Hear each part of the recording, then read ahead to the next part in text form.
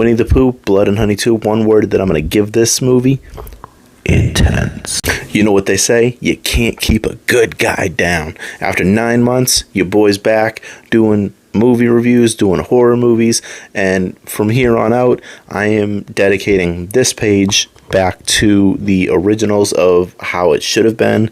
And this was originally a horror movie review, and then somewhere we got like entangled along the way, did some different things. I got another page for that. So with that being said, we are sticking back to the basics. After 9 months off, I'm back to doing these horror reviews, and that's what the channel is going to be about. So I appreciate the people that did watch and enjoyed before. You guys are going to enjoy it even more now. With that being said, if you are new to here, do make sure to hit that subscribe button. Check out some of the other reviews that I've done like 9 months ago. I figured the best way to do this and come back would be to do a movie that I actually really enjoyed the first one with, which got a lot of negative reviews. And that was the Winnie-the-Pooh, Blood and Honey. So I finally did get a chance to see it tonight on night 3 of 3 in the movie theaters. And let me tell you, it did not disappoint. It really didn't. Like, for me, I was excited when I heard about all of these new horror movies that were made from cartoons. And this one just definitely didn't disappoint. It ended up being an hour and 40 minutes long, so pretty decent runtime, under the 2-hour mark, which is, if you remember some of my older videos, that is something that I do enjoy. After 2 hours, it just kind of gets a little bit too much.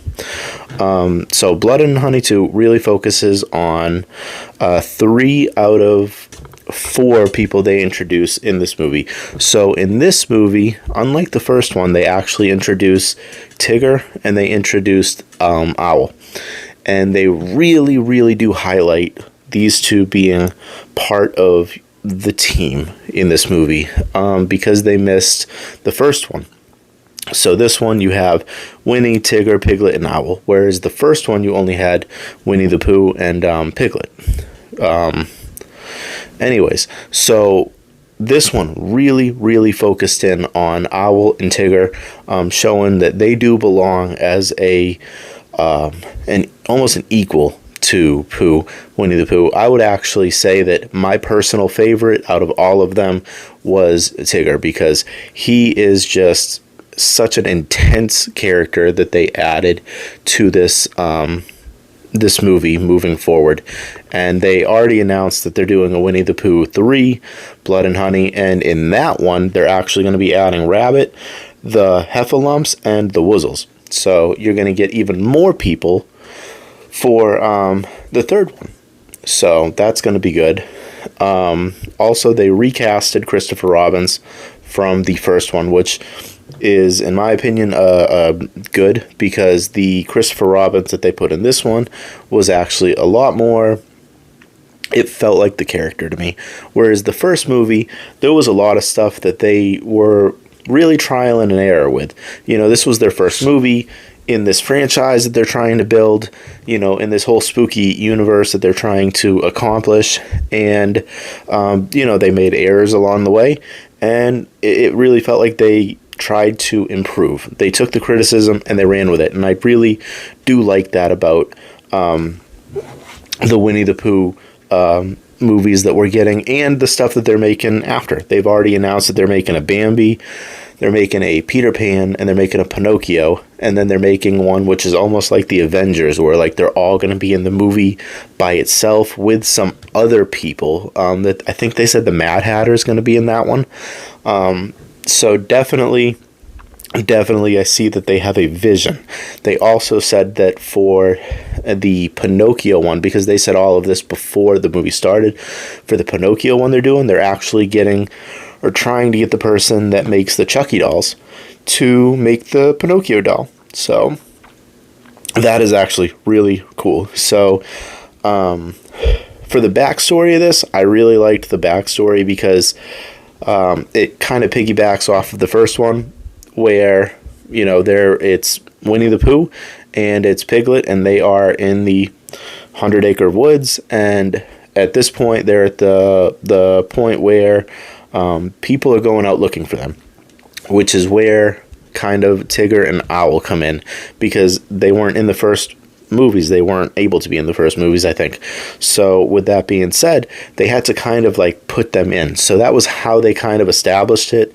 Winnie-the-Pooh and Piglet went and found them to kind of form a safe space so they could all be good. So I really liked that backstory of how they got brought into it. So for the pros, I have quite a few different pros. I think the first thing that I really liked is how they explained the lore in the movie. So for instance, you have a lot of questions in the first one. Why is this being done? Why are they doing this? Why are they... In this one, they really try to like ground it. So what's like why these characters are doing this. Kind of by the end of the movie, you see stuff start happening, and I really liked that about it. It isn't like the first one where they just like threw these characters in and they went on a killing spree and that was kind of it. So that was a very big positive for me. The lore really did get explained better. Second thing that I thought was really good was the upgrades. Really the upgrades of the characters themselves. Like I said, I mentioned earlier, Christopher Robin's got recasted, and they completely redid the costumes for Winnie-the-Pooh and Piglet. And then, of course, you had Owl and Tigger in this one, so they are brand new costumes. Now, I will say this, my own personal opinion. I felt that the Piglet in the first one had a better costume, but I feel like the Winnie-the-Pooh has a better costume in this one. So I will put that out there. This is my personal opinion. But as an overall, I really did like the upgrades. It made it look a lot more professional, which is another thing that was a pro of mine. In the very first Winnie-the-Pooh movie, they had a very low budget. They didn't have a lot they were really playing with. So you could really tell from not so much the actors as much as like the quality of the way they recorded, the video they used, just the scenes themselves. Everything felt very low budgeted, and I didn't like that. It is something that I do like, gritty movies, but when you're doing a movie as big as like Winnie-the-Pooh, like you want a little bit of like little bit of professionalism, I guess you could say, where it looks like it looks like an actual movie.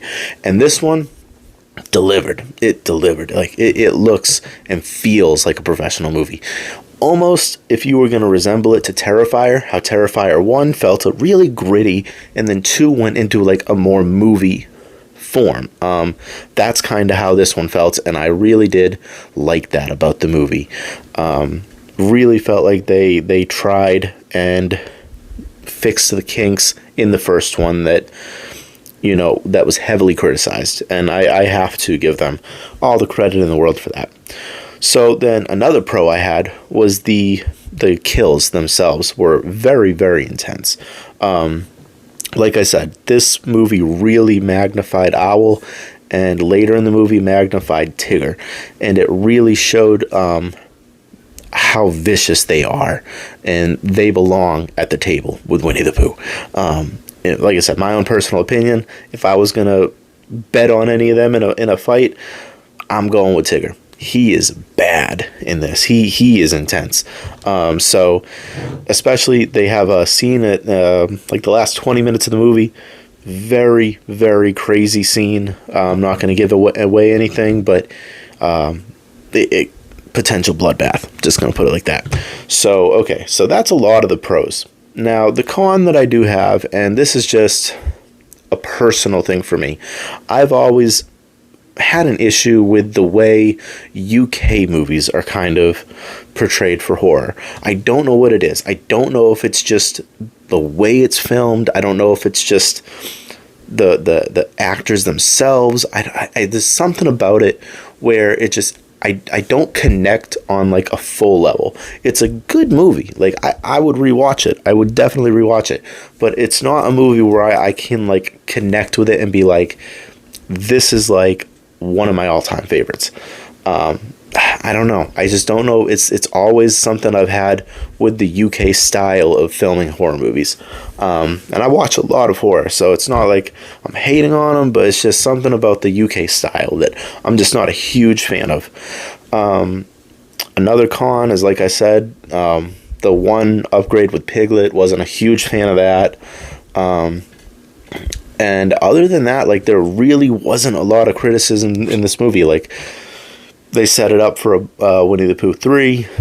They announced their big thing they're trying to do, like the Avengers style.